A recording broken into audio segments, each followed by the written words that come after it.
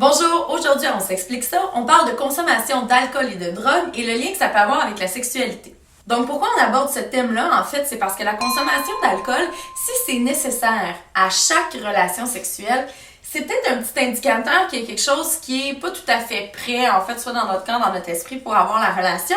Et puis, ça peut apporter aussi des conséquences négatives, dont, entre autres, la dépendance. Donc, éventuellement, à plus long terme, alcool et drogue peut amener une dépendance et même sévère. Donc, à court terme, oui, les substances peuvent avoir un effet sur la sexualité. Donc, on commence par le commencement, l'alcool, mesdames et messieurs. Donc, l'alcool, évidemment, ça a plusieurs effets sur l'organisme, donc sur le corps.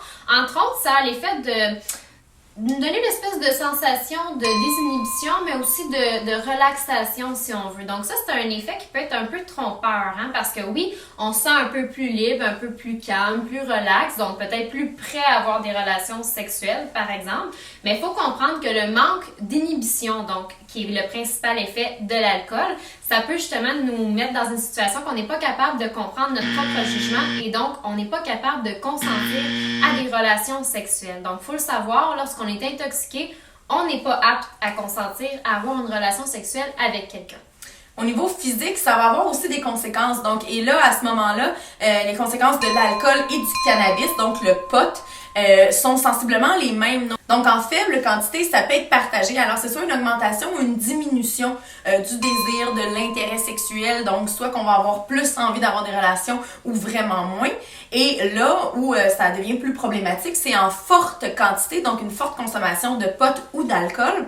En fait, ça va réduire les fonctions sexuelles. Donc, c'est-à-dire chez la femme, moins de lubrification vaginale, l'orgasme est moins intense. Ça, c'est la même chose pour l'homme. Donc, l'éjaculation est moins intense et même très difficile à atteindre. D'ailleurs, l'érection est moins forte aussi et moins soutenue. Ensuite, on enchaîne avec une autre substance qu'on appelle l'ecstasy, donc la drogue de l'amour qu'on appelle ou qu'on appelle aussi communément la I. Donc, c'est en fond un comprimé qu'on ingère. Ensuite, qu'est-ce que ça a comme effet? C'est que ça a un effet euphorisant. C'est pour ça d'ailleurs qu'on l'appelle la drogue de l'amour parce que ça rapproche les gens, on a un sentiment, toutes nos sensations sont décuplées. Donc, ça a vraiment un effet de plaisir là, instantané. Donc, c'est pourquoi il y en a qui l'utilisent pour avoir des relations sexuelles. Toutefois, ça peut avoir des effets négatifs sur le corps, encore une fois, parce que c'est vraiment une drogue qui est chimique. Donc, ça va perturber les connexions neurologiques dans le cerveau. Mais à part ça, il y a aussi l'aspect du sevrage. Donc, le après avoir consommé de l'ecstasy, qu'est-ce que ça fait? C'est que ça s'apparente à un état dépressif assez profond. Donc, vraiment une espèce de léthargie, donc où on se sent pas bien. Et ça peut durer entre 1 et 3 jours. Donc, c'est quand même assez important comme effet négatif. Oui, ça peut même avoir des conséquences donc sur le quotidien, alors rendre les activités quotidiennes plus difficiles. Et donc, qui dit drogue chimique dit aussi des cousins, des voisines. Donc, c'est-à-dire qu'il y a plusieurs autres drogues maintenant qui sont faites à partir de l'ecstasy, comme entre autres la MDMA et la Molly, pour ne nommer que celle-là. Donc, on s'entend que les effets sur la sexualité vont être sensiblement les mêmes quand il y a présence de cette drogue-là aussi dans une autre composante. D'autant plus que l'effet de dépendance peut se faire ressentir encore plus rapidement et plus sournoisement, si on veut, parce que c'est une drogue qui est chimique. En terminant, on ne peut pas passer sous silence le GHB, donc ce qu'on appelle peut-être communément le GH ou bien plus connu sous le nom de la drogue du viol. Donc, son nom l'indique qu'en termes d'effets positifs pour la victime, il y en a vraiment très peu parce qu'en fait, on tombe dans un état d'inconscience.